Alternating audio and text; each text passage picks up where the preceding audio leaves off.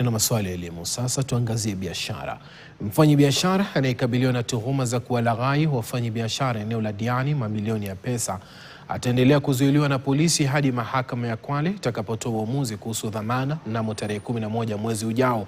Hakimu mkuu wa mahakama ya Kwale Lilian Lewa amesema kesi ya Paminus Kiage Gwaro itaendelea hata baada yake kukana mashtaka manne yanayomkabili. Uamuzi huo utabaini iwapo Gwaro ataachiliwa kwa dhamana au la. Hii ni baada ya upande wa mashtaka kusema mshukiwa hafai kuachiliwa baada yake kukosa kuhudhuria mahakama ya Milimani anapokabiliwa na kesi nyingine. Hata hivyo, wakili wake amesisitiza kuwa mshukiwa ana haki ya kikatiba kupewa dhamana na mahakama. Counsel's response, indeed, with the alleged history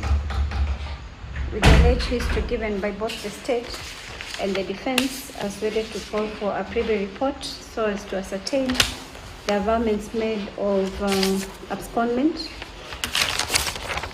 and or apprehension, if any, of the investigation officer, as well as the defense intimation of the family status of the accused person.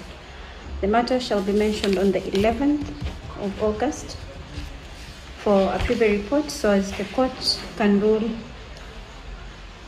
on the accused person's admissibility to bond or bail terms, if at all.